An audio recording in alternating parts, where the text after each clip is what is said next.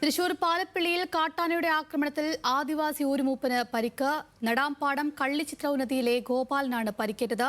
തേക്കിൻ തോട്ടത്തിൽ വിറകെടുക്കാൻ പോയപ്പോഴായിരുന്നു ആക്രമണം. ഗുരുതരമായി പരിക്കേറ്റ ഗോപാലിനെ തൃശൂർ മെഡിക്കൽ കോളേജ് ആശുപത്രിയിൽ ചികിത്സയിൽ പ്രവേശിപ്പിച്ചു. വിവരങ്ങളുമായി ലെവിൻ കെ വിജയനാണ് ചെയ്യുന്നത്. ലെവിൻ, എപ്പോഴായിരുന്നു ഈ സംഭവം ഉണ്ടായത്? ഈ പരിക്ക് ഗുരുതരമാണോ?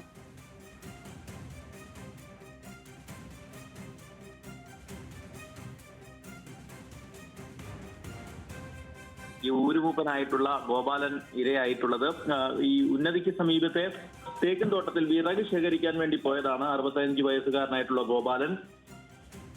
വൈകിട്ട് 4 മണിയോടുകൂടി ഈ വിറക് ശേഖരിക്കുന്നതിനിടയിൽ തൊട്ടടുത്ത് ആന വന്നത് ഇദ്ദേഹം അറിഞ്ഞിരുന്നില്ല.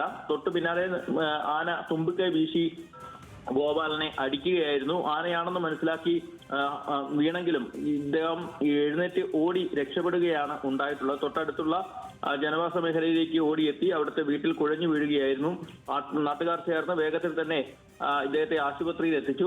ആദ്യം തൊട്ടടുത്തുള്ള വേലുപ്പാടത്ത് സ്വകാര്യ ആശുപത്രിയിലാണ് എത്തിച്ചത്. അവിടെ നിന്നും പരിക്ക് ഗുരുതരമായതിനാൽ തൃശൂർ മെഡിക്കൽ കോളേജിലേക്ക് മാറ്റുകയാണ് ഉണ്ടായത്. ഇപ്പോൾ ഗോപാലൻ ICU വാർഡിൽ ചികിത്സയിലാണുള്ളത്.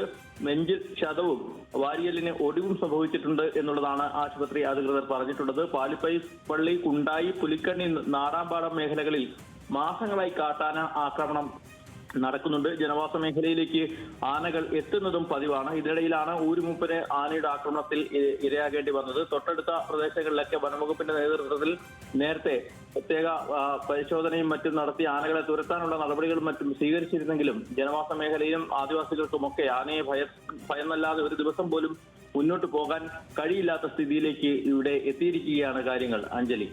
ശരി, ലെവിൻ കെ വിജയനാണ് വിവരങ്ങൾ നൽകിയത്.